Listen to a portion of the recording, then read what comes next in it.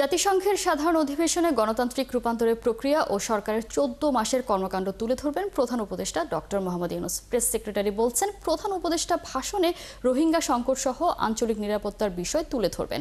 জাতিসংঘের কয়েকটি দেশের প্রধানের সাথে প্রফেসর ইউনূসের বৈঠক করারও কথা রয়েছে। বিস্তারিত জানাচ্ছেন মোহন ইসলাম।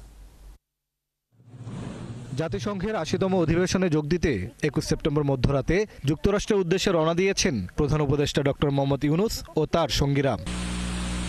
এবারের অধিবেশনে প্রধান উপদেষ্টা ভাষণ দিবেন ২৬ সেপ্টেম্বর। ভাষণে বাংলাদেশের গণতান্ত্রিক রূপান্তরের বিষয়টি তুলে ধরবেন তিনি। থাকবে ফেব্রুয়ারির নির্বাচন ও সরকারের কার্যক্রমের বিষয়গুলোও। প্রফেসর ইউনূসের ভাষণে অবশ্যই আমাদের যে গত 14 মাসে এই গভর্নমেন্টের যে পারফরমেন্স কি ছিল, আমরা ডেমোক্রেসিকে ট্রানজিশনের জন্য, রেস্টোরেশনের জন্য কি কি কাজ করছি, ফেব্রুয়ারি ইলেকশন যে হবে সেই বিষয়ে আমরা কি কি পদক্ষেপ নিচ্ছি, তারপরে ইকোনমিকে রিপেয়ার করার জন্য, ইকোনমি রিকভারির জন্য আমাদের কি কি ভূমিকা ছিল, সেগুলো ওয়ার্ল্ডকে তুলে ধরা হবে। ৩০ সেপ্টেম্বর রোহিঙ্গা নিয়ে এক অধিবেশন আয়োজন করেছে বাংলাদেশ, যেখানে ১৭২টি দেশের প্রতিনিধি থাকার কথা রয়েছে।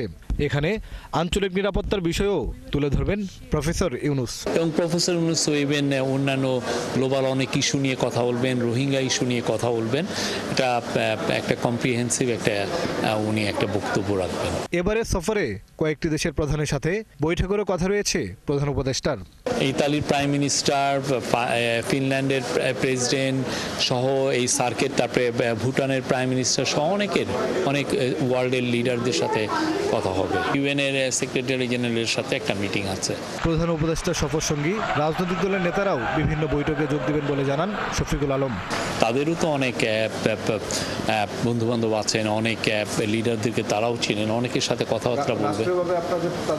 মোহন ইসলাম, ৭১, ঢাকা।